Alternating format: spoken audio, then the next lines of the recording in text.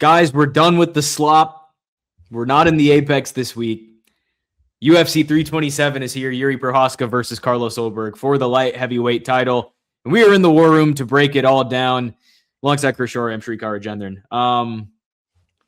Where do I start with this card? So obviously Van Taira is not on here anymore. It's been moved to Chris's home of Newark, New Jersey for UFC 328. I don't jack Newark. I jack Long Island. That's your hood. That's your hood. Nah. Well, tri-state area. We'll give it that. That's your area.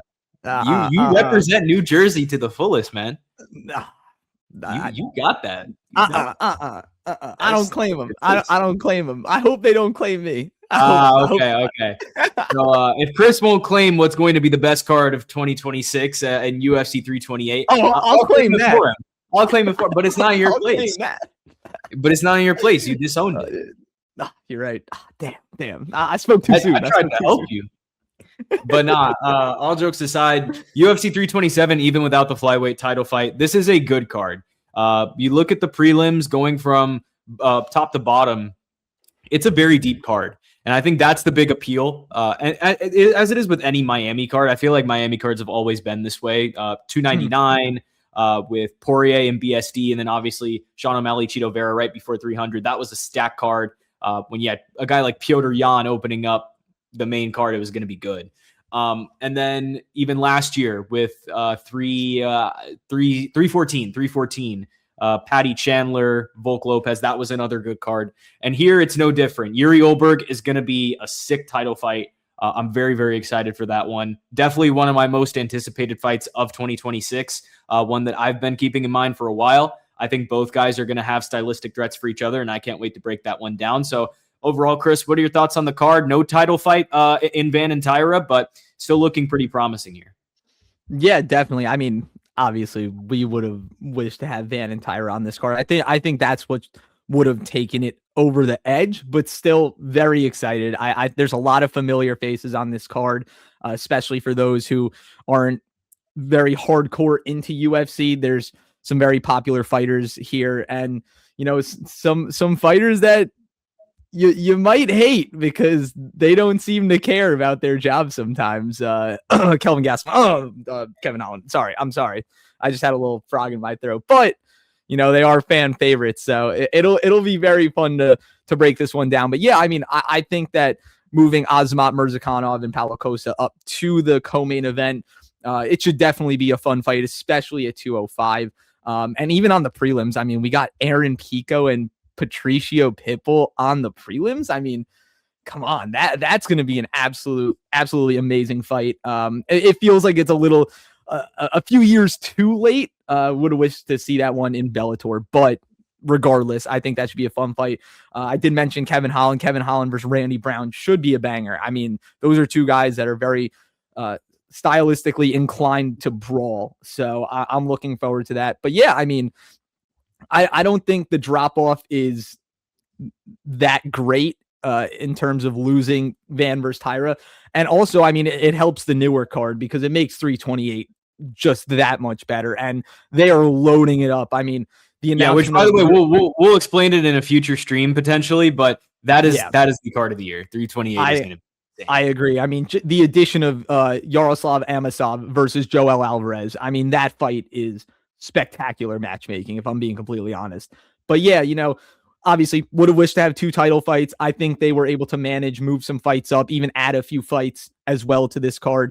But yeah, no complaints. I am super excited to sit down and watch this one. I did not catch too much of the last Apex card. I did watch some highlights. It was all right. Nothing special, kind of what we expected. But yeah, I mean, you saw the title of the last video. That was a filler card for this card. So now that we're in Miami, I think it's time to get to it.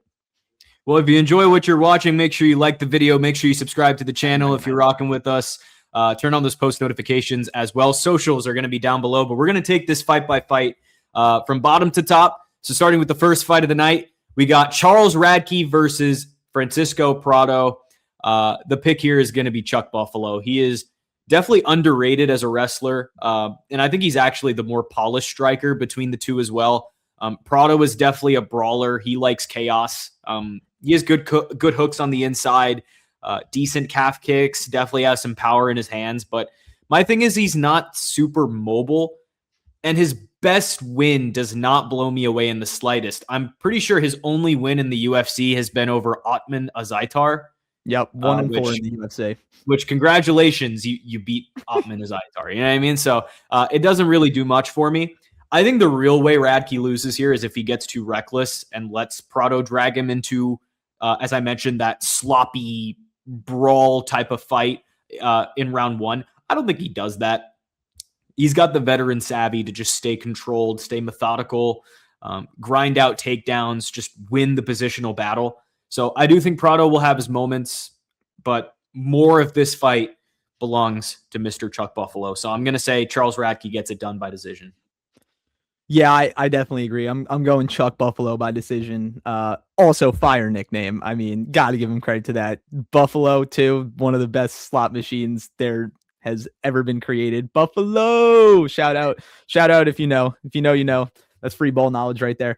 But yeah, I was never really out on Francisco Prado. I think that, him moving up to welterweight, I actually liked the move up just because he was more of a stockier lightweight, and he initially liked the move up. I mean, it hasn't panned out in the slightest. I mean, I honestly did he looks a little bit undersized. I agree. You know what? He's in the kind of in the middle of those two weight classes. There was a 160 class. I think he'd be fairly solid in that, but obviously there isn't, and it'd be very hard to fill in, in between weight classes for some of these divisions. But now he's at 170. I do think he is a little undersized for this. But at the same time, I did think he won the fight against Nikolai Veretennikov. It was a very close fight. But now when you hear that, you kind of take it with a grain of salt because it is Nikolai Veretennikov, who did look solid in his last time around. But at the same time, I felt like that was a guy that Francisco Prado should have kind of wiped the floor with, if we're being completely honest. Chuck Buffalo, I do think he is the better striker, like you said, Shrikar. Definitely more polished. I think he possesses more raw power and just straight up aggression. But yeah, if this fight gets sloppy, that's where Prado is going to really make his due. I think Chuck Buffalo really needs to just take control of the fight. If Prado starts circling the octagon, try and cut him off anywhere you can. You want to have him on the back foot. I think that Radke really is the better fighter all around, but at the same time, Prado, he is still young. I mean, 1-4 in the UFC, but you see his age on the screen. He's 23. He is still somewhat raw and trying to figure it out, but you would like to see him get wins at a point. If he could win this fight, I think that would be very beneficial for his confidence and for his career, obviously, because if he loses 1-5, I mean, how much longer does the UFC hold on to him? I'm really not quite sure. But yeah, I mean, him being so young, I think that's definitely an advantage for him.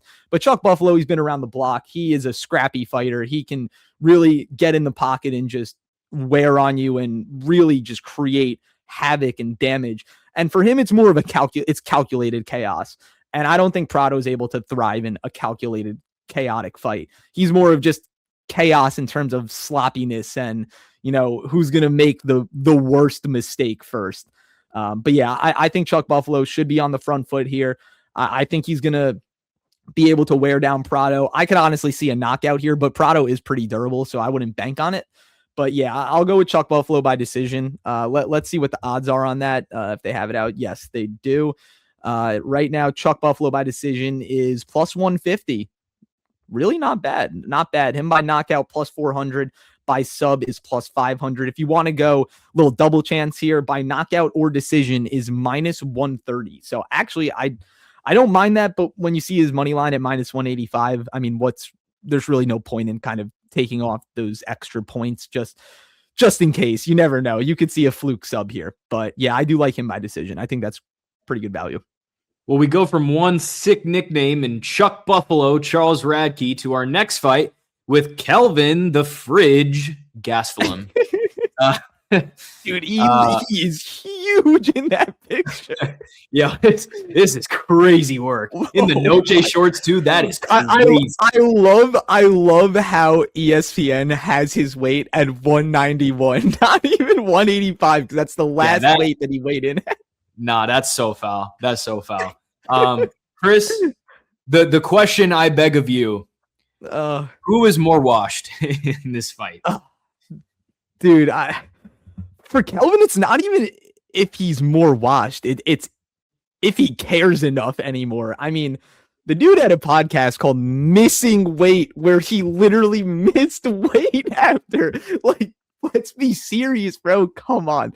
That is objectively hilarious. That is and all love to Kelvin Gastelum too. Like, all jokes aside, we know how great of a fighter you are, and you train in San Jose, so I'm always going to support you, brother. But, I love Kelvin. I mean, he's been in the UFC since I've been watching UFC, which is for about a decade now. So I remember his fight against Izzy. I remember, I believe he fought Weidman too. I could be wrong. I'm pretty sure he fought Weidman. Regardless, he's been around for a minute. I mean, this guy's a grizzled vet, but the wheels have kind of fallen off in the sense of actually caring about some of these fights and, showing up overweight. I mean, come on, you got to try. That's half your job in this, in my opinion. Missing weight and seems like purposely missing weight is never a good thing to see. But on the other side, we have Vicente Luque, who I also in his prime, a very good fighter, but he just really has not been the same after that Jeff Neal fight. I mean, that was such a brutal fight. And for a guy that seemed damn near unbreakable before that fight to be broken in half by Jeff Neal, it really just seems like Neal just kind of snatched it, almost like he snatched his soul, if I'm being completely honest. It just took everything that we knew about Vicente Luque and threw it out the window. And now we're dealing with, an older version of Vicente Luque, who's really not even that old. He's only 34 and he's been around for quite some time. And same with Gastelum. He's 34. I have to pick Kelvin Gastelum in this. I know that I just said, he doesn't really care, but from what I've seen from Vicente Luque, I just would not feel comfortable taking him in this fight. And Gastelum, he's still a solid fighter. He has an absolute brick chin. Like, this dude does not get knocked out. You could throw a kitchen sink at him and he would literally still be standing. It's honestly insane to watch him fight. And the Pyfer fight, I mean, Pyfer was hitting him with bombs and he was standing there smiling, took him to decision. So yeah, I mean, I think that in terms of skills, Vicente is the better striker, but Gastelum obviously has the wrestling background. He has the grappling background. I just don't think Vicente Luque is going to be able to break down Kelvin Gastelum in this fight. And it's hard. I wouldn't put money on this fight because you just don't know what you're going to get from Kelvin Gastelum. I would say maybe go to decision, but Luque also, his chin is just so depleted.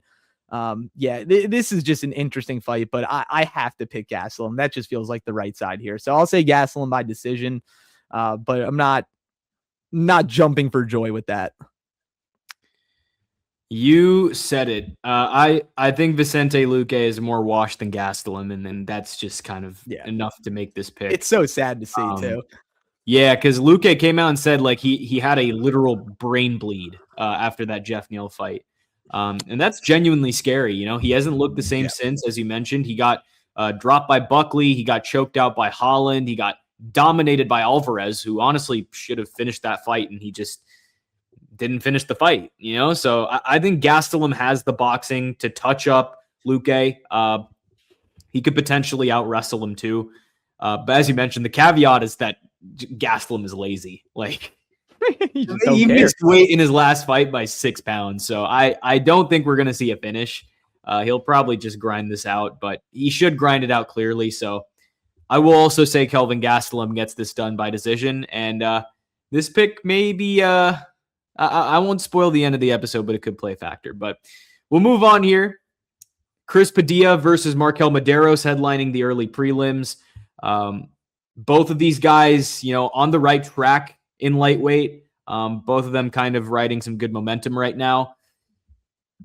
Taco Padilla is going to be my pick here. Medeiros is definitely a solid kickboxer from the outside. He's got good leg kicks. He has really good lateral movement. And he trains at a really good gym with Factory X. I think the problem is he's been taken down and controlled in past fights. And that's exactly what Padilla does well. And Padilla's style is this really interesting blend of kind of a lot of different things, especially on the kickboxing front. Definitely keeps a high guard. He has elite fight IQ. He's a guy that downloads data. He absorbs the info that comes to him in round one, and then he adjusts as the fight goes on. He did it against Ismail Bonfim, and he did it to perfection.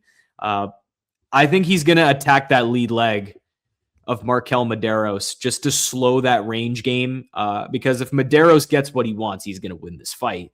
And then after he chews up the leg, he'll get inside where Taco has all the advantages. He's going to have the elbows available for him. He's going to have the knees. He's going to have all the crafty things he can do in the clinch. He'll have the grappling. So I do think a finish here is definitely possible. I'll lean decision for Padilla, but yeah, I'll go Padilla by decision, but I think a finish is definitely live here. Yeah, no, I have to go Taco Padilla too. My namesake, Chris Taco Padilla. I just want to apologize that I have a feeling that there is not going to be much parity between me and Trikar on this little breakdown. And I promise, I swear on everything in my life that we do not share any pick before we hop in this video. But yeah, we'll see.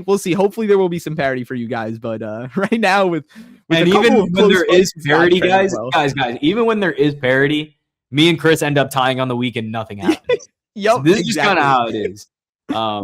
Something will give. Something will. Yeah, give, definitely. It'll happen eventually. But yeah, I'm gonna go with Taco Padilla in this fight.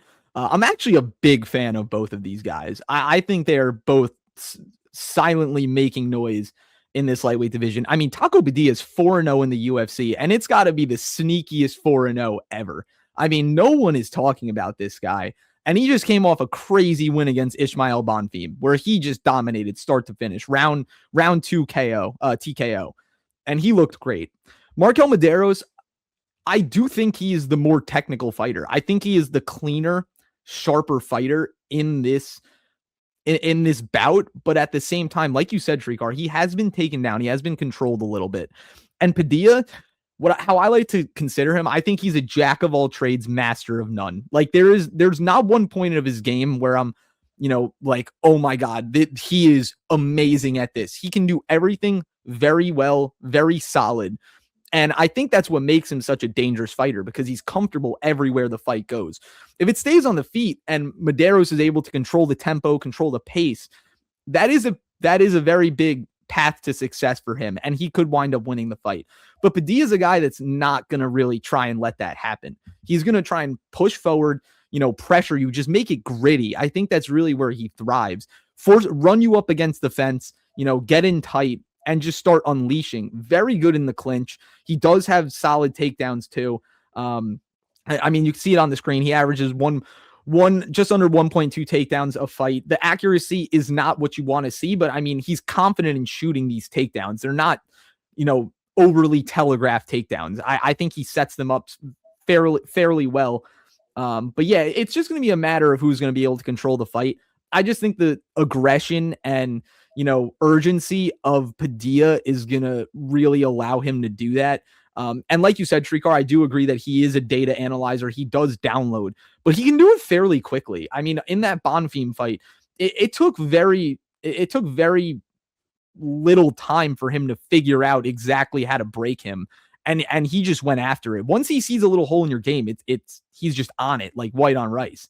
But yeah, I think that Padilla is going to be the more aggressive fighter here. And I think against a guy like Medeiros, who kind of likes to beat around the bush and pick his shots, I think Padilla is going to try and really just put it on him. So yeah, Padilla by decision. Wouldn't be surprised about a finish, but Medeiros has seemed pretty comfortable in some of his fights to really just kind of grind it through the 15 minutes. So yeah, this should be a good one though. You guys, some of the casual fans out there might not have ever heard of these guys, but I would catch on now, because I think both of them are going to be around for a decent amount of time and making some noise in the lightweight division. All right, opening up the prelims, we got Tatiana Suarez versus Lupi Godinez. Chris, who you got? Ooh, this is another good fight. I really enjoy how there's I really enjoy the betting lines on this fight because there is really not a big favorite to be had. A lot of close fights, some pick'ems, few good underdog plays that we'll get to. But yeah, I mean, this is another solid fight between two, you know, wrestlers. I would call Lupe Godinez more of like a hybrid wrestler. She does have very solid boxing, good wrestling. Tatiana Suarez is more of just a traditional American wrestler. You know, we just grind it out. Once she gets on top, she is suffocating. She's like a fire blanket. This is hard because Lupe Godinez, she is the better striker. I don't think that's a question. I think she is over the top, the better striker, crisp boxing. She does have some solid power too. She does a great job of mixing up her grappling with the strikes. She uses her strikes to open up the grappling against fighters that aren't that well versed in that department. But with Tatiana Suarez, I mean, she is really good wrestler. She is really good at getting what she wants, even if, you know, she's not the best striker. She can hang though, but I think if it stays on the feet, I'm gonna have to give it to Lupe. But it's if Lupe is, you know, able to keep it on the feet in terms of, you know, defending the takedowns, because you know Tatiana is gonna shoot an absurd amount of times. We're gonna see at least 5 takedown attempts from her, probably even double that. I wouldn't be surprised. But if Lupe starts trying to wrestle, I don't think that's going to go well for her. I think her best bet is to really just keep it on the feet and kind of grind it out that way. But I don't think I can pick against Tatiana in this spot. I mean, she is far and away the better wrestler, even though Lupe is very solid in the grappling department.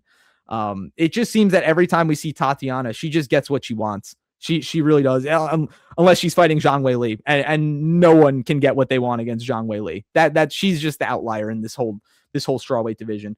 Yeah, I'm gonna have to go Tatiana by decision. I'm gonna opt to say it's a boring fight. I'm gonna opt to say that Tatiana, once she gets her hands on Lupe, I think Lupe will be able to defend a few of these, but she will be on her back, and once she is, it's gonna be really hard to get up. Tatiana, she's going to be looking for subs. She's going to be, you know, just trying to wear you down and really just kind of take the wheels off. And I think that from what I've seen, she's been pretty good and dominant in that fashion. So yeah, I feel like Tatiana's the right side here. I'm going to go with her to move to 13-1. Yeah, I'll go Tatiana Suarez by wrestling domination. Yeah. I think this is honestly going to be a boring fight. On the contrary opinion, it might be a snoozer, y'all. If you're gonna take a bathroom break, I would do it now. I would do it then. This is the well, not now, not during this video. Do it during this fight. Just hold it until this fight. But Suarez should get it done. She's bigger. You look at the height, 5'5" versus 5'2". I just also think she's just more physical with the takedowns. She is going to be in Lupe's face the whole time. She's gonna drag it to the ground. Godinez isn't a pushover. I mean, she beat Jessica Andrade, and I'm always going to say, like, that is a legit win. Yeah. But Suarez absolutely destroyed Jessica Andrade 2.5 years ago. You know what I mean? Like, Lupe doesn't have KO power, and she's not going to out-wrestle Suarez. I think this one ends on the scorecards, probably just through cage control and the accumulation of takedowns from Tatiana Suarez. I think she's going to get it done by decision, but don't think this is going to be a really entertaining fight. This is probably one that will probably be a little boring, but Tatiana Suarez will get it done here. Interestingly enough, yeah. Do you have a prediction for the scorecards? Because Tatiana Suarez is -3.5 right now at +140. So the odds makers are opting that Lupe takes a round. I actually think that -3.5 for Tatiana is a good bet at +140. I mean, it's hard to predict scorecards, but I'm going to say 30-27 Tatiana. I don't think it should be that hard for her. You know, like I'm just not seeing the path for Lupe here. Like I'm really not. So I'll say 30-27 if you want me to go even deeper in on it. But yeah, I think that if Lupe did get a round, I would say it would be the first round, and Tatiana would start pouring it on after that. But Yeah, Sure. I guess never bet on the judges' scorecards. Yeah, guys, it's a pointless bet. It's such a pointless bet. Like, just don't do it. Mateusz Gamrot versus Esteban Ribovic. Oh, I'm so excited for this fight. Everyone is going to be tempted by Ribovic because he is a fun fighter to watch. And Gamrot's been a bit up and down recently. I'm telling you right now, do not fall for it. Okay, do we have a takedown average on here from Gamrot? Okay, Gamrot averages on UFC. No, it's right here. It's right here. Gamrot averages 5 takedowns a fight, and his accuracy is insane. I'm pretty sure he put 11 on RDA. Ribovic was taken down a bunch of times by Loic Rajabov. He is not anywhere near Gamrot's wrestling level. Ribovic is a great striker, but that just does not beat a wrestler at this level. And stopping Brenner's takedowns tells me nothing about stopping however many takedowns Gamrot is going to shoot on Esteban Ribovic. His loss to Oliveira was on short notice against literally one of the best ever. If you go rewatch that Ludovic Klein fight, that is still Mateusz Gamrot. Like, I don't understand why everyone's fading him. But give me Gamrot here. I think Gamrot's going to take this by decision. I think the wrestling is just going to be too much. Everyone's talking about how Ribovic's takedown defense, we still don't know. It's unproven. We saw it. You know, against a worse wrestler than Gamrot, and it just didn't end up going well. So give me Mateusz Gamrot here. I think he'll get it done on the cards and defend his spot in the top 10, by the way. This is a top 10 fight, which is kind of crazy for Ribovic, but, you know, it's all right. I'm falling for it. I'm falling for the trap. Give me Esteban Ribovic by KO. I think he's going to knock him out. I agree with what you said, though. I mean, I defending 9 takedowns against Brenner on paper looks phenomenal. I mean, you want to say, oh, takedown defense is phenomenal, but then you compare the grappling of Elvis Brenner versus Mateusz Gamrot, and it's not even close. I do think that he will be able to defend some of them. All of them, maybe not, but on the feet, I mean, it's not even close. I mean, not Elvis Brenner, Esteban Ribovic is leagues above Mateusz Gamrot in the striking game. And I'm not saying Mateusz Gamrot is a bum, but at the same time, I think Ribovic just uses everything so well. The kicks, the punches, he's so crisp. He's powerful too. I mean, just I guess like a little plug. Like if you want to watch a sick fight, and this has nothing to do with it, go watch Elvis Brenner versus Esteban Ribovic. I mean, that was an insane fight. If you want to see the striking prowess that Ribovic possesses, even the Daniel Zellhuber fight. It's all going to come down to the takedowns. I mean, if Gamrot gets the takedowns and is able to control, I don't see much that Ribovic is going to be able to do. At the same time, though, I think Ribovic is not terrible at getting up from his back. I feel like he will feel a sense of urgency if he does hit the mat with Gamrot. But you know, like I said, every fight starts on the feet. I always say that. I said that in the Grant Dawson-Manuel Torres fight. So many people were saying, oh, Dawson's an insane grappler. You know, he's gonna get Manuel Torres down and just suffocate him. Every fight starts on the feet. He wasn't able to land the takedown in 2 minutes and got absolutely smoked.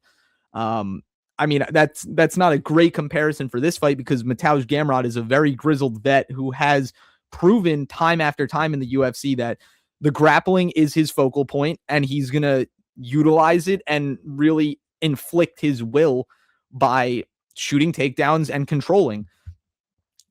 But I don't know, man. Ribovic just feels special. When I watch him, it's just like, wow, this guy is good. The Loic Rajabov fight is definitely something that is a focal point. It wasn't, you know, super recent, but it did happen and you can't not acknowledge it. But I just think that Ribovic is going to be able to catch him. I don't know. I feel like because if Mateusz puts a heavy emphasis on getting those takedowns, And I think he is smarter than that. But if he starts shooting errant takedowns, like just to shoot, not even calculated, I think that Ribovics might be able to catch him just because he has so many weapons at his disposal. But yeah, it's really all good. I feel like this fight is all going to fall on the shoulders of Mateusz Gamrot. And if he's going to be able to really make this his kind of fight. Because like I said, if it stays on the feet, Ribovics is going to beat the brakes off him. I think that's very fair to say. But yeah, it'll be very interesting to see how this one plays out. And this is a huge shot for Ribovics. I mean, this is a top 10 fight for him. A guy that is he ranked? If he is, he's like he's not even ranked. And it was almost the same thing with, it was the same thing with Chris Duncan and Renato Moicano literally on Saturday. It was a guy who, was kind of shooting a little further than maybe he was supposed to be shooting, and he paid for it. But yeah, I don't know. I really like Ribovics. I love what I've seen from him. But yeah, this is all going to be on Mateusz Gamrot. If he can get the takedowns and control, I feel like it's his fight to lose. But I am going to take the dog shot on Ribovics. I think plus 150 or 154 is pretty solid value. By the way, folks, if you don't know, Mateusz Gamrot has never been knocked out. So if it happens the way Chris thinks, it'll be the first time Mateusz Gamrot has ever been knocked out. We'll see if it happens. Hey, me and you called Dan Ige getting knocked out for the first time by Melky Costa. There's a first for everything. Could be. I'm not going to pick it to happen, but we'll see what happens Saturday night. Moving on to another really good prelim, Kevin Holland and Randy Brown. Chris, I've got a feeling here. I don't know if our feelings are the same, so I want to hear your feeling first. I have been burned over and over again by Kevin Holland countless times. I mentioned a few guys that just kind of don't seem to care. One already was mentioned, Kelvin Gastelum. We just broke him down. The other guy is Kevin Holland. You just do not know what you're going to get with him. When Kevin Holland is on, I am convinced that he is literally one of the best fighters in the UFC. He is awesome everywhere. Great striking. He's a very good grappler too. But it's just the question mark for me. I've lost a lot of money on Kevin Holland, and I'm not faulting him for that. Like I'm not going to sit here and blame Kevin Holland. I'm going to blame myself because it's like I've said it before. The definition of insanity is doing the same thing over and over again, expecting a different result. And obviously, it's MMA, and anything can happen. But I just can't do it again. I'm taking Randy Brown. I'm taking Randy Brown. I think that Holland. A big part of his game is one, being the bigger fighter. He's usually the bigger fighter in a lot of these fights. Randy Brown matches up with him size, a decent disadvantage in reach. You see right there, 81-78. But I think Randy Brown has the striking to compete with him. I think he's a better grappler than, actually, I know he's a better grappler than Kevin Holland. He's a BJJ black belt. It's just the question is, what Kevin Holland are you going to get? And if that's the question going into it, I just wouldn't feel comfortable taking him in this fight, just because I think Randy Brown stylistically matches up perfectly with Kevin Holland. I think he's almost a mirror image, and Randy Brown just has more of a sense of urgency when he's fighting. Kevin Holland's a showboater. He loves to talk. Great. It's great for entertainment, but winning fights it's not the recipe for success most of the time. So yeah, I'm going to have to take Randy Brown. Also, shout out Queens. He's from Queens. That's probably like 30 minutes from me.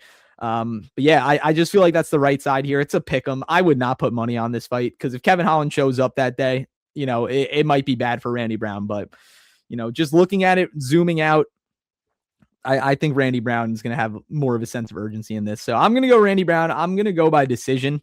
I could so see a knockout, but yeah. We'll take that for right now. I might switch just to let you guys know. So make sure you check the Instagram on Saturday. The man goes from claiming New Jersey to claiming Queens to claiming what's it gonna be? No. I didn't claim Queens. I said shout out Queens. I shout out Queens. I'm messing with you, man. Guys, Kevin Holland has never lost 3 in a row. I just have a feeling with Kevin, man. Brown is a clean boxer. Don't fall for it. He's never lost 3 in a row. You know what I mean? Like, it's just never happened. Every time he loses 2, he wins the next one. Are you serious? Like, I never really realized that. No, I'm being serious. Like, I'll go back and look right now. Damn, it's crazy. He's had 43 pro fights. That's pretty insane. Yeah, he has never lost. Lost to Blaydes and RDR in a row, beat Gunnar Nelson. Lost to MVP and Jack Della Maddalena, beat Mihala Lejechuk. Lost to Wonderboy and Hamzat, beat Ponzinibbio. He has never lost 3 in a row. He has never lost 3 in a row. Like, every time he loses 2 in a row, I feel like it's just an auto Kevin Holland win his next fight. But beyond that, I do have my reasons. Brown is a clean boxer. Definitely from distance, he's great. But when fights do get messy on the inside, I think that is more of Holland's world. Holland definitely has an underrated clinch game. I love his strikes in the clinch. He has real power in his hands. You know, if he gets that left hook, I think he could knock Randy Brown out. Brown has been knocked out by Gabriel Bonfim. He got dropped multiple times by Chaos Williams. He's beaten, guys that are aging or faded for most of his recent wins. I mean, Holland is coming off 5 months of rest. His last 2 losses, D-Rod, he totally overlooked D-Rod.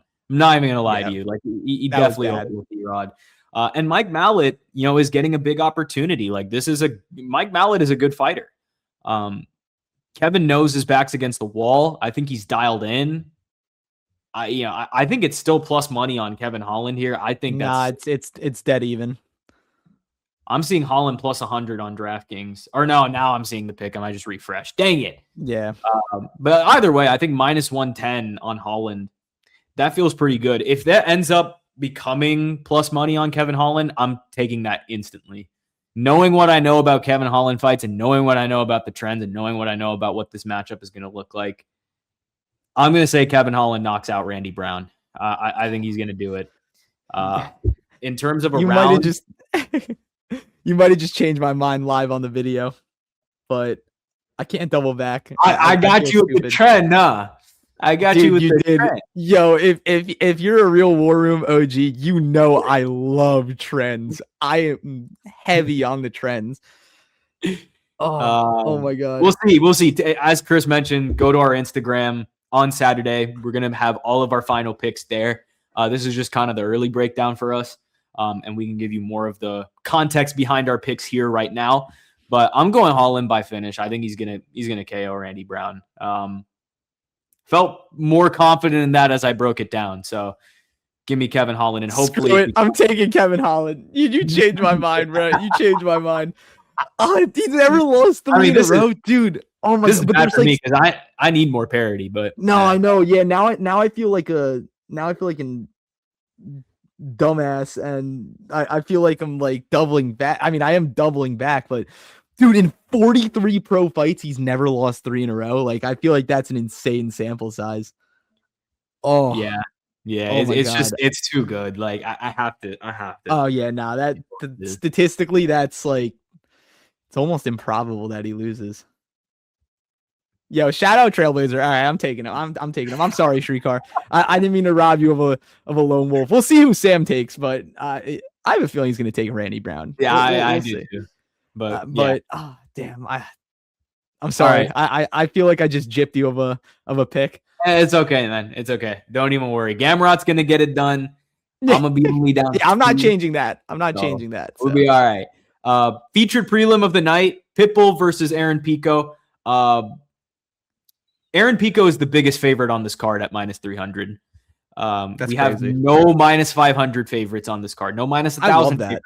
Compared to last week where we had damn near minus 500 favorites on every single fight. But Pitbull and Pico, let's talk about this one. I think Pico should win this fight as long as he doesn't fight stupid. That is the whole caveat with Aaron Pico. He is such an elite wrestler, elite boxer, just brings insane pressure to your face. And then sometimes he just decides to wing some punches and get knocked out. I will say, I don't think Aaron Pico should be the biggest favorite on this card. I don't think he should be minus 300. I think that is an I extremely, agree. extremely wide line. For someone with those kind of tendencies, I feel like that's disrespectful to Pitbull. At 38, going on 39, I mean, no matter how you put it, Pitbull is slowing down. He beat Dan Ige, and that's fine, but Ige just got knocked out in round 1 by Melky Costa, so it's not aging very well. I think if Pico comes in calculated, he's going to pick Pitbull apart and probably get a lopsided decision here. But if he just goes full chaos, I don't give a you-know-what mode, I think Pitbull has some good leg kicks. He's got really good precision on his straights. I think he'll be able to really piece up Pico and, have a more refined approach to his game. So I think an upset is definitely possible here. And now I'm almost talking myself into picking Pitbull. He's plus 245. Like, that's not crazy as a dart throw. My official pick on the pod is going to be Aaron Pico, and I think he's going to get it done by decision. I'm very confused by this line. I really just don't think it should be this wide, but yeah, official pick. Give me Aaron Pico by decision. I'm taking Aaron Pico too. I don't know how he's gonna win. I just feel like he's gonna win. I would have loved to see this fight when they were both in Bellator. I mean, this fight has been cooking for quite some time now. I just would have liked to see it when Pitbull was younger. I mean, 38, he would still be on probably the wrong side of 30 when it would have happened. But yeah, it just feels like this is long overdue. I think Pico's in his physical prime still. Pitbull, hey, he's still kicking. I mean, the guy is good. Like, don't get me wrong. Like, he still possesses immense amounts of skill, fight IQ. I mean, also like his professional fights. The dude's had 45 professional fights. And he's 37-8. That is phenomenal. That's actually, it's crazy when you think about it. Yeah, I mean, if you wanted pure value, I would probably tell you to take Pitbull. I think this is closer to a Aaron Pico minus 150 than it is a Aaron Pico minus 300. When I saw the line initially, I was actually flabbergasted. I was really confused. But yeah, like you said, Shrikar, I think it's just going to come down to Pico's fight IQ. I mean, the dude was one of the most hyped up prospects. He looked phenomenal against Lerone Murphy for 2.5 minutes, and he just had a lapse in judgment and had one of the weirdest entries I've ever seen. He like duck walked into the entry, and Lerone caught him. And Larone's a phenomenal striker, and it was just a perfect storm for him to get knocked out. But the aggression, man, I mean, I think that is his strong suit. It just has to be calculatedly. Is that a word? Calculatedly? No. I don't think so. Yeah, wow. I study journalism, and I just didn't. We'll go past that. You could say technically. Yeah, I would say it has to be technically applied. But I mean, I think my calculatedly is crazy. I think technically was the word all along. Calculatedly is not. Keep going. I'm sorry. No, it's okay. I'm so stupid. That was bad. That was bad. Calculated. Right. Yeah. I mean, technically, like, oh, you know what? No. Now I know what I was trying to say. His aggression has to be intelligently applied. We'll say it like that. It like that. That's what I meant. Like, he can't just be this ball of aggression and rush it on Pitbull. Because even though he is the more athletic guy right now, he has more power than Pitbull. Pitbull still has the fight IQ to combat that. I mean, he'll see it coming from a mile away. I mean, I think that Pico, if you look at his credentials in mixed martial arts, phenomenal wrestler. He was a Golden Glove boxer, I'm pretty sure. Like, the dude is he is a great archetype and base for MMA. I mean, he's good everywhere, but he just gets himself into these situations where it's like, oh, man, I mean, I just wish he had some better fight IQ. Like, that's what you end up thinking after some of these fights, especially the Lerone Murphy fight. I mean, if he didn't do that, we could have seen Aaron Pico versus Movsar Evloev fighting for the number one contendership in featherweight. But I'm obviously we're not. They would have just done Pico versus. Yeah, Volk. they would have just shipped him up to the title fight against Volk. But yeah. We'll not play the hypothetical game here. But yeah, I just feel like Pico is the better fighter, especially like right now. A couple of years ago, I probably would have said Pitbull was going to win this fight, but being 38, having the wear and tear that he's had, it just doesn't feel right to take him. But in terms of strictly value, I mean, it's a juicy line. I mean, that it's almost like they're kind of begging you to take Pitbull. Maybe that's how I kind of view it, as like, oh, Pico just got brutally knocked out and Pitbull, looked good in his last fight and he's plus 250. Let me jump on that. I don't really know exactly the reasoning behind the lines, but Pico is a very good athlete. I hope he's smart enough to not make the same mistake twice. I mean, his conditioning is peak. He is in he's probably one of the UFC fighters in the best shape, or just mixed martial artists in general. But yeah, it'll be interesting to see how this pans out. But this is a big fight for Aaron Pico. I'll say that. I mean, this almost feels like a must win a little bit, because that hype train was chugging along and it got derailed quick by Lerone Murphy. If he loses to Patricio Pitbull, I don't know. People are going to start having conversations about him as if, should he have been in this position in the first place? But yeah, I'm going to go Aaron Pico. I guess I'll say by decision like you, Shrikar. All right, let's get to the main card opener. If you're still with us, make sure you like up the video, subscribe, turn on those post notifications, follow the socials down below. All right, Cub Swanson versus Nate Landwehr. Cub Swanson is 42 years old. Nate Landwehr is 37. This is more or less the unction, but it's going to be a great unction. This is an unction you want to attend. Chris, which unk are you picking? I'm rolling with Cub Swanson, the SoCal guy. I know you're NoCal, but I'm rolling with Cub Swanson here. Yeah, this one's. I think this is a great pick'em. Cub Swanson. Well, Landwehr is the slight favorite at -115 compared to -105 for Swanson. Landwehr. I love his aggressive nature. I really do, but it's a lot better when you have the chin to back it up, and his chin has just been absolutely deteriorating in these past couple of fights. The Morgan Charrier knockout was brutal. That was not a good one for a 37-year-old Nate Landwehr to suffer. It was early in his career, he'd bounce back. He's still Nate the Train. He is super fun in the octagon because he's just willing to walk through the fire and just absolutely throw haymakers. Cub Swanson, yeah, the age is concerning. They're only 5 years apart, but still 42 and still fighting in the UFC is kind of crazy. He's one of the best to ever do it in the UFC. One of the most grizzled vets. He's always fun to watch. But in his past couple of fights, there have been times where, he has gotten rocked by shots that, maybe earlier in his career wouldn't affect him as much as they have in the past. But I really think he's just the better fighter here, if I'm being completely honest. Landwehr, the only thing he really has is just the aggression and the willingness to throw and get into chaotic fights and, hopefully just catch someone. Cub is more technical. He's able to kind of just take the fight at his own pace and, roll with the punches and really just beat around the bush in terms of, popping the jab, the leg kicks.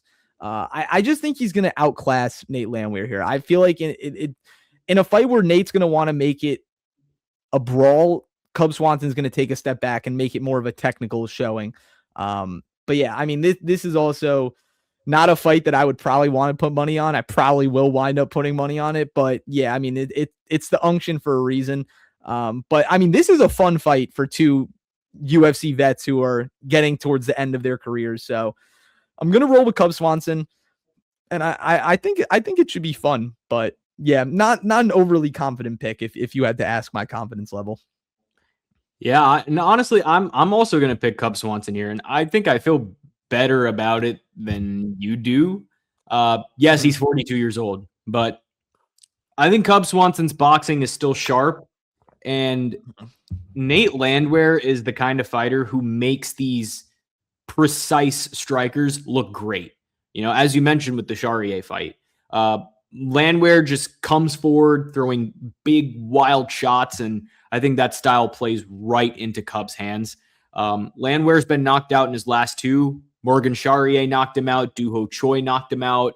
Let me go back and see. I'm forgetting one more fighter. He lost to Dan Ige by Yam's decision. He got a flying knee by Julian Erosa.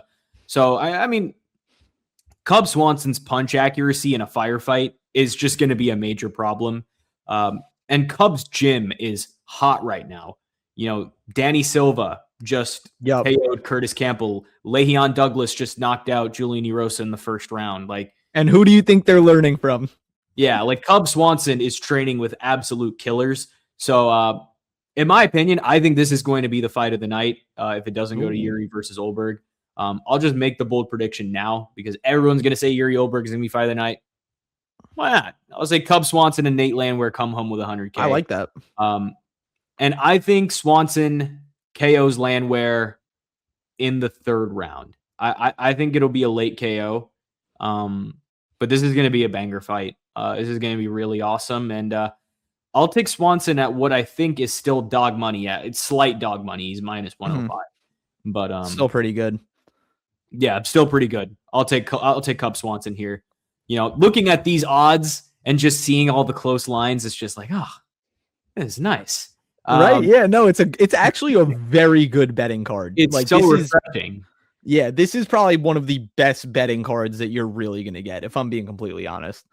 Another super closely lined fight here. Dominick Reyes versus Johnny Walker. Reyes is sitting at minus 140. Johnny's plus 120. This is genuinely a coin flip. Guys, everyone's been saying it. We're going to be the next ones to say it. And we just want to be honest about that. Both of these guys have glass chins. Both of these guys can knock the other one out in 10 seconds. From a betting standpoint, you're pretty much playing with fire either way. I'm going to go with Dominick Reyes, and here's the reason why. He is a southpaw for one, and southpaws do give Johnny Walker trouble. And I think he just has the cleaner offense.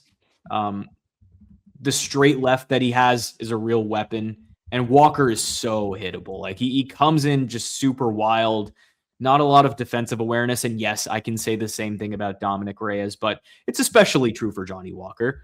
The two KO losses for Dominick Reyes came from Carlos Ulberg, who is a very precise, technical boxer, and Ryan Superman Spann. Ryan Spann has a power jab of doom. Johnny Walker is not either of those guys. And I mean that in a good and bad way for Johnny Walker, because you don't want to be Ryan Spann. Maybe you do want to be a Carlos Ulberg. I think if Reyes lands first with that straight left, this fight is over. Johnny's going to fold. If Walker's random comical overhand comes through first, the fight is also over. So I'm going to say Reyes by KO. I just think he's the slightly more technical fighter, and that's kind of just what I'm banking on here. But, you just flip a coin for this one. It's either way. I'd completely avoid this on the betting front unless you feel very strongly about either one of these guys, and you just want to take the money line. Won't fault you at these odds, but you know me. I'll go Reyes by KO first round.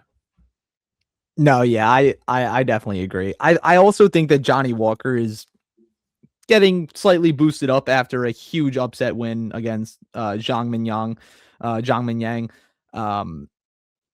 Johnny Walker has his moments, though. He really does. I can't sit here and say that he doesn't. He's a fun fighter. He usually gets into absolute chaotic brawls. I think that's where Dominick Reyes is gonna thrive, though. I mean, obviously Reyes, he has been clipped. One of probably the craziest career resurgences in UFC history after losing 4 straight, coming back, and then fighting Ulberg for I mean, I'm gonna throw this question out there. I mean, if let's say he beat Ulberg in that fight, do you think we could have been seeing Dominick Reyes fight Yes. Jiri Prochazka for the title? Yes. Yeah. I mean, Yes. it's crazy to think about. It really is. But yeah, Dom Reyes, I mean, I still think he's a clinical striker. Like the dude is, he is really sharp when he's on. And in a fight with Johnny Walker, where I think that Walker's chaotic nature is going to be his downfall. He's very hittable, and Dominick Reyes thrives off fighting guys who are pretty hittable. Like in the Krylov fight, Krylov isn't overly hittable, but he has been known to take a little bit of damage, and he made him pay.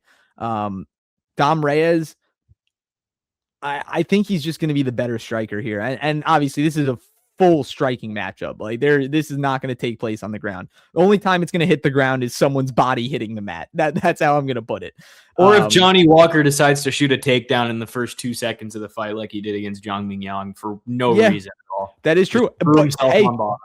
But it worked. It worked. It somehow worked. It really didn't. It really didn't at all. He literally threw himself on bottom and then somehow just got up. Could we see a Johnny Walker heel hook in this fight?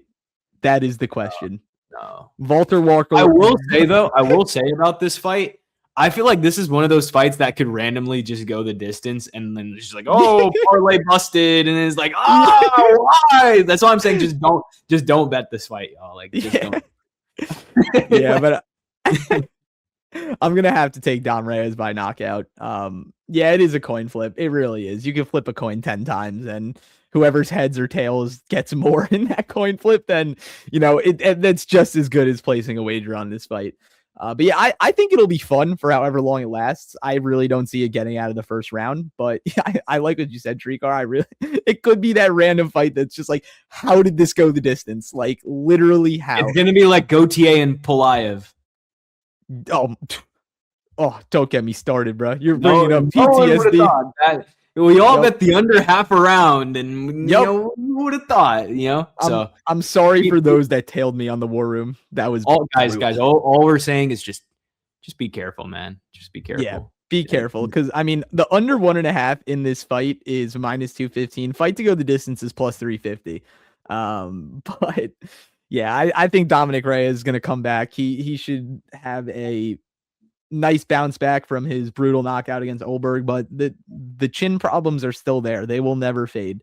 So if Johnny Walker hits him with a crazy punch, I wouldn't be surprised. I'll just put it that way. All right, featured fight: Curtis Blaydes, Josh Hokit.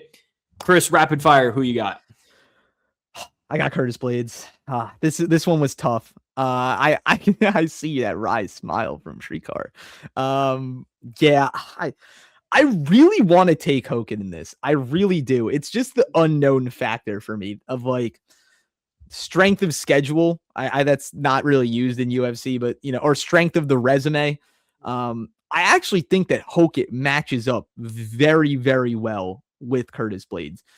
I feel like it's almost a mirror image, if I'm being completely honest, because Hokit, very good wrestler, Blaydes, very good wrestler.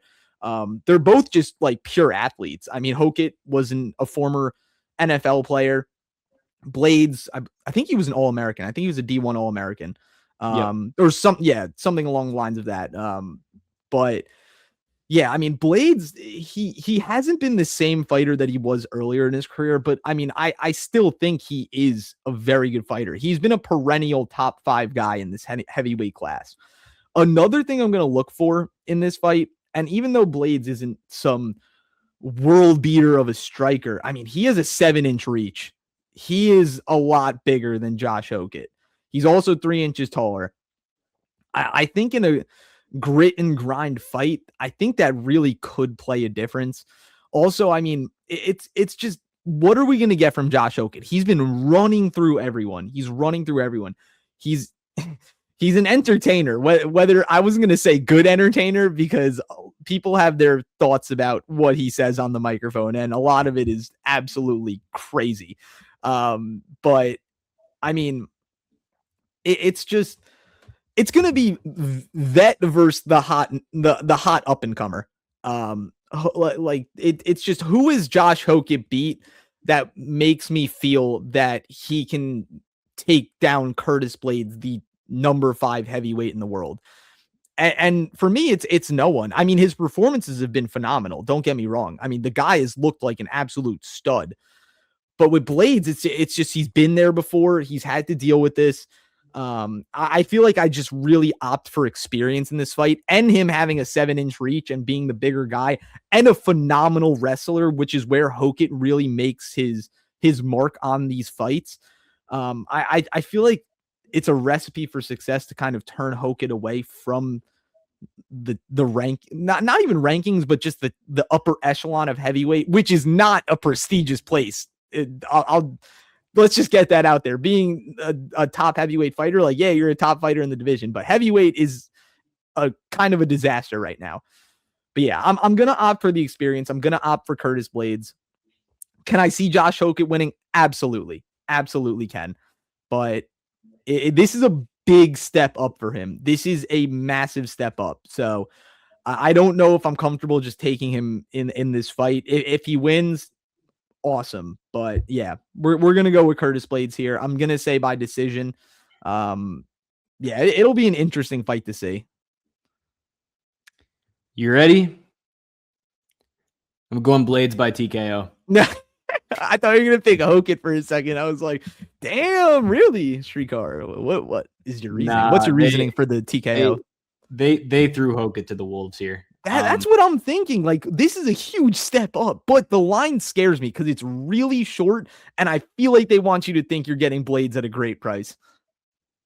I think the market is just down on Blaydes. Josh Hokit has beaten Denzel Freeman and Max Jimenez. Like, those are guys who might not even be on the roster by the end of 2026. You know what I mean? Like, yeah. And now he's fighting a former title challenger. As you mentioned, Curtis Blaydes has been a staple of the heavyweight top 10 for years. He has KO power in both hands, just elite wrestling. You look at the reach, 80 inches compared to 73. That's big. He's a massive reach advantage. I mean, I'll look at the odds again. Minus 135 is like just, that's scary, bro. That is a scary line. I think that's insulting. I think that is ridiculous that you're getting Blaydes at that price. But I think Blaydes should be a 3-1 favorite minimum, if I'm being completely honest. Like, I'm very confident Curtis Blaydes wins this fight. And I hope his management gets fired, because I don't know why he gets Rizvan Kuniev and Josh Hokit back-to-back. Hokit's pathway is kind of just box him up in round 1 and start fast. But like, my question is, what is going to happen the first time Blaydes connects clean? It's going to happen in this fight. We have not seen anything about Josh Hokit's chin. We haven't seen it tested in the slightest. In the Denzel Freeman fight, Freeman did not land a single strike, and Max Jimenez is a BJJ guy. Yep, I agree.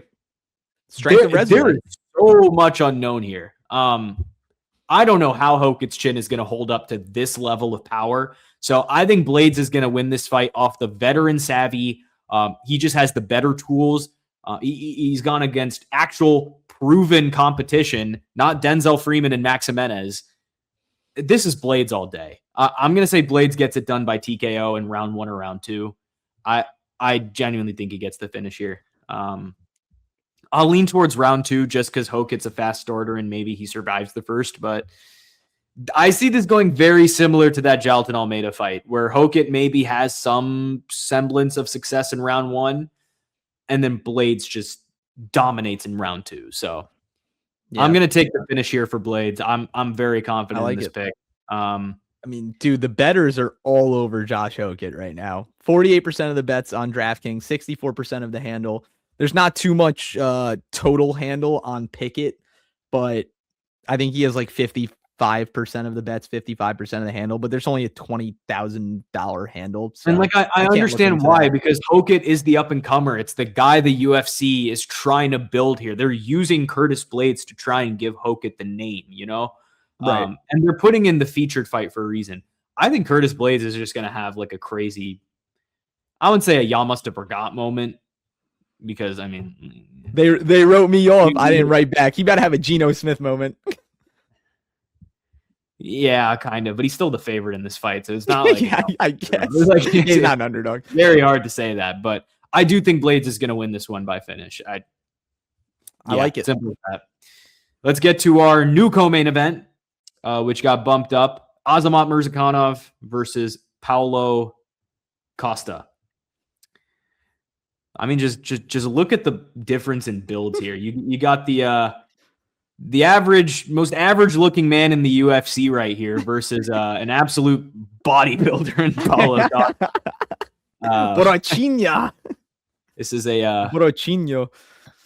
This is a fantastic fight. I'm so glad that we don't have Aaron Taira anymore. In terms of who I think is going to win this fight, the average looking guy is going to win here. I'm going to take Azamat. I think Murzakanov striking is on a technical level genuinely elite for 205. He is so precise. He is accurate. He is a southpaw. I think that stance is going to give Costa some fits throughout the fight. He starched Rakic. Was it Rakic, Ribeiro, and Menefield? 3 KOs in a row there. Yep. He made Rakic look like a beginner.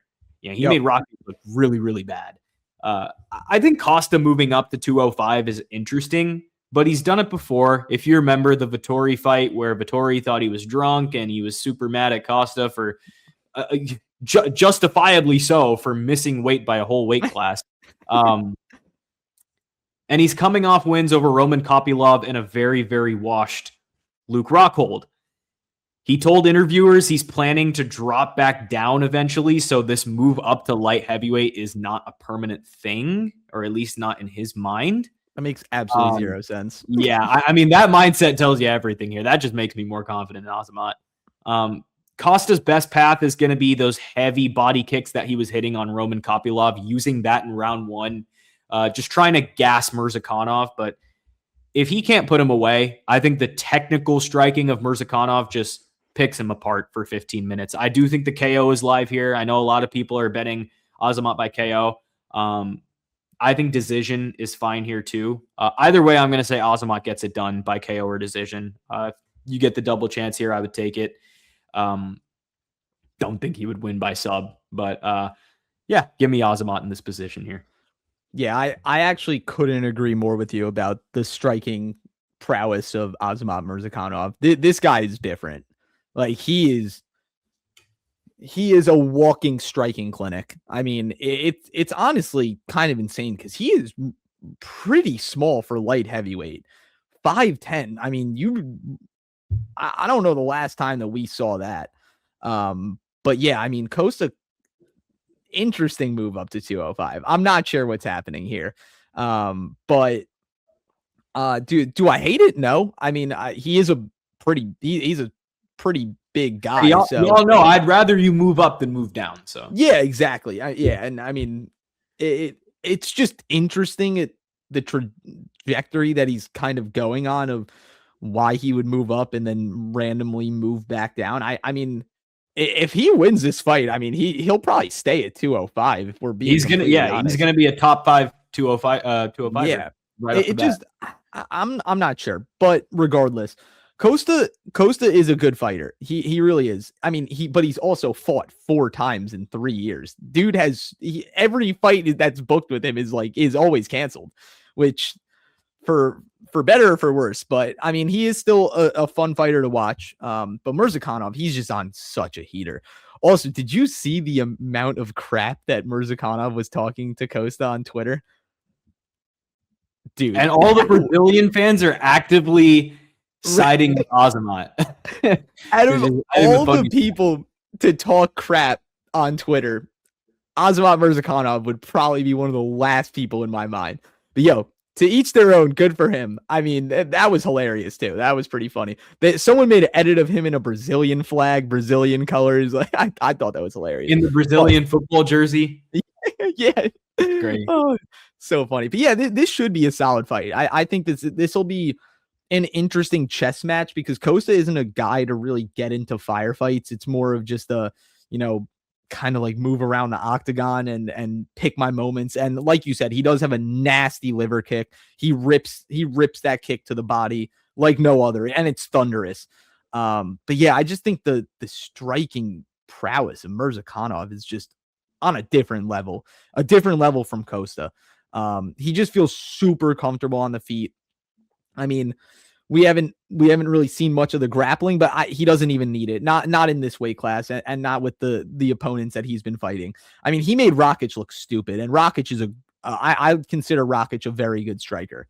I really do. But yeah, and it's just interesting to see the size of Murzakanov, 5'10", against some of these guys who are just absolute behemoths, and he's just mowing them down, like absolutely mowing them down. This should be a fun 15-minute fight. The KO is live, exactly like you said, Trikar. Like, I'm in complete agreement with you. But yeah, I just think Murzakanov is going to be able to pick him apart. I really do. I think he has more weapons everywhere. I think he'll be more comfortable.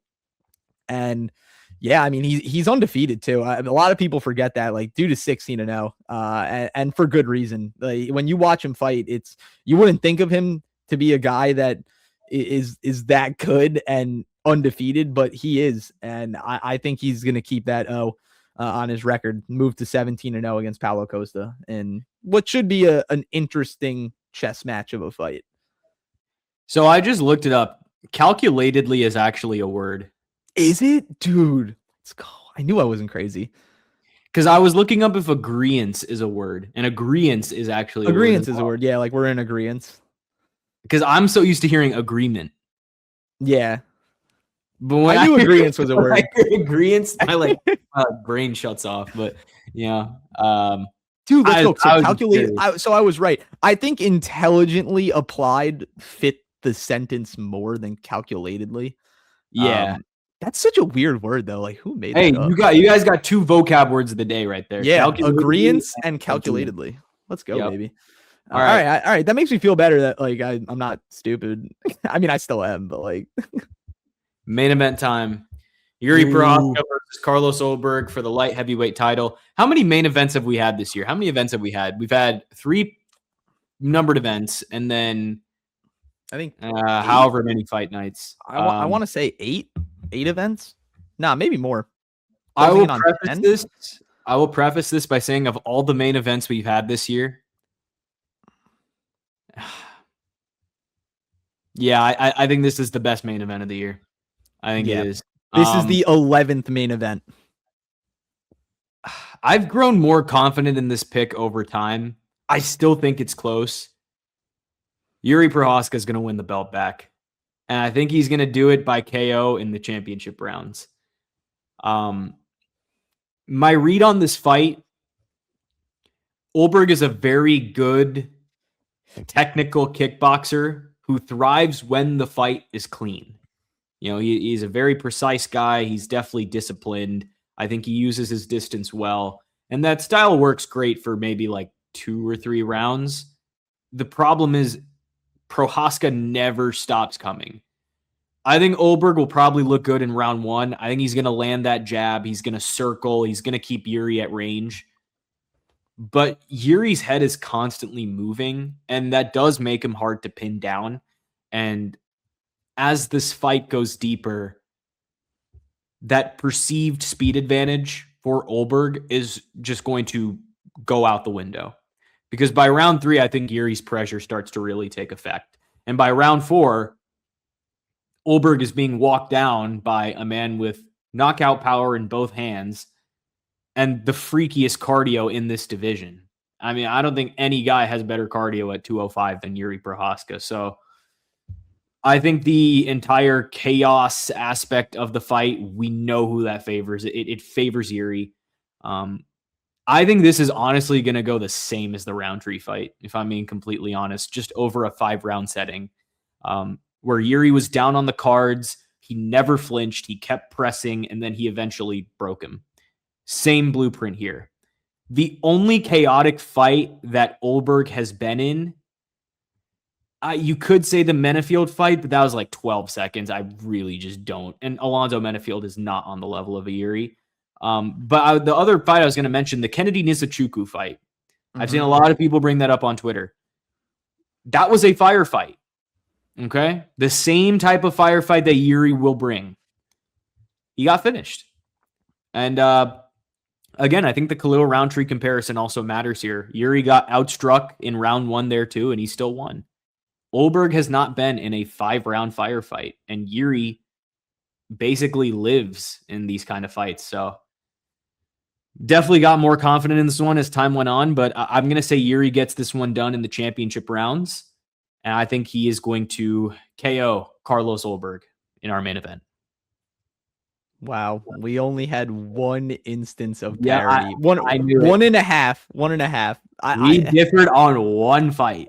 1.5. Well, almost 2 fights, and then I realized that Kevin Holland hasn't lost 3 in a row in his 43 professional fight career. So either I go down 4 or I go back to down 2. Yep, everything will come down to Gamrot and Ribovic. Yeah, I gotta take Jiri in this fight. I'm a big fan of Ulberg. I think he's a very good fighter. Obviously, very good kickboxer. He operates from the outside, very clinical, powerful too. He has power. But Jiri is just a different beast, man. It's so hard to fight him. Like, really, the only guy we've seen pick him apart was Pereira. And obviously, we know what Alex Pereira is. He is one of the all-time greats. And I think it's valid to say that about Alex Pereira. Jiri Prochazka, and I love what you said too. He never stops coming forward. And in a 5-round fight, we've never seen, we saw Ulberg in a 5-round main event that lasted 2 minutes, but we've never seen him face the type of adversity that he's going to face against Jiri Prochazka. And I do agree that I think that Ulberg could get off to a fast start. I think he honestly will, because Jiri is a data analyzer. Like, he almost needs to get beaten up to lock in. And that's what I've kind of noticed about him. He doesn't always get off on the front foot as fast as, he would probably like, or the fans would probably like. But once he gets going, man, he's a freight train. You just cannot stop him. I'm going to double check this, but I'm pretty sure the only guy to knock him out was Alex Pereira. At least in the UFC. He's the only guy he's ever lost to in the UFC is Pereira. Yeah, the only guy he's ever lost to is Alex Pereira, one of the all-time greats. Literally one of the all-time greats. If that's the merit that we're going on, that he's only been knocked out by Alex Pereira, and this goes 5 rounds, I do not see a world where Carlos Ulberg is winning a 5-round fight. I really don't. And I love that you brought up the Kennedy Nzechukwu fight. I think that is such a focal point in this fight, because Ulberg doesn't get into firefights. He really doesn't. And in the one he did, that is the one fight that he lost and got knocked out. We know the cardio from Jiri is going to be there. I mean, the dude was literally sprinting with 0 oxygen. He had his nose plugged and tape over his mouth. Who in the world does that? Who on God's green earth is willing to do that? Also, if you want to see something funny, go watch his interview with I forgot who it was with, but they asked about his baby daughter that will be born soon. They asked about his wife and his family, and he said, "Right now, I am focused on Ulberg. She has her own journey to go through, like I have mine." That dude, this guy's a killer. He is psychotic. It's everything that you want in a UFC fighter. Obviously, he probably cares more than he's letting off, but this dude is just super locked in. Like, he might be the most locked in MMA fighter to ever live. I'm convinced. I really am convinced. It's just insane to hear the way he talks and trains and what he does to prepare for these fights.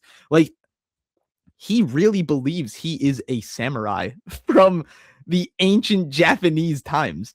I mean, it's kind of awesome to look in real life because like he's built different. He really is. I know I'm rambling right now, but this all plays into a fight for the belt. I mean, if he gets in the pocket, I think that's really where he makes Ulberg struggle. Ulberg loves to operate on the outside. Jiri is phenomenal in the pocket. He can take one to give two, and that's his strength. He just eats shots. I mean, against in the Roundtree fight, dude was getting straight up punched in the face, smiling and telling him to throw more with his hands down. I mean, obviously, that's not exactly the blueprint for success, but for him, it works. It works time and time again. We've seen it. But yeah, I just think that a 5-round fight really favors Jiri.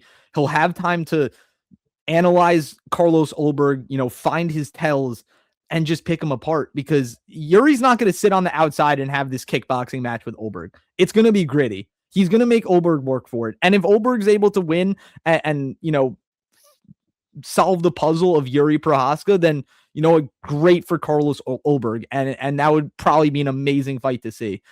But there's only been one guy to figure out Jiri Prochazka, and it's Alex Pereira. I don't think that Ulberg is Alex Pereira. I don't think that Jiri Prochazka is a remotely easy puzzle to solve. I really don't. So I'm going to go with Jiri Prochazka by TKO, maybe even KO. I am confident in it. I really think that this is his fight. He will get back to the mountaintop, and it'll be a great main event. And yes, Shrikar, I do also think that this is the best main event of the year thus far. This is how Jiri Prochazka thinks about MMA. MMA life. MMA is life. That is Jiri Prochazka on a sweatshirt. So yeah. Thank you for listening to my TED Talk. Go Jiri Prochazka. We also want to thank you guys for listening to an hour and a half minute video of us just spewing the same exact things in different voices. We disagreed on only one fight. So if you guys are still with us, we want to thank you very, very, very much. And if you enjoyed the video, make sure you like it up. Make sure you subscribe. Make sure you turn on the post notifications. Socials, again, down below. Check out our final picks on our Instagram at War Room MMA Pod. That's going to drop on Saturday. We're going to do some cool stuff with our socials going into the future. So please, please tap in.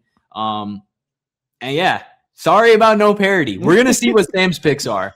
Yeah, well, Sam will help us with this. We know Sam is good to make a crazy lone wolf pick, maybe 2 per fight. So we'll see how it goes. But hey, anything can happen between now and Saturday. Maybe things will change. We'll see how things are. But this is going to be a good card. Me and Chris are definitely excited for it. Chris, any last thoughts before we sign off? Nah, I think this is a card that the audience, our audience at least, will want to watch, sit down and watch. I mean, there are going to be fights that are absolute fireworks.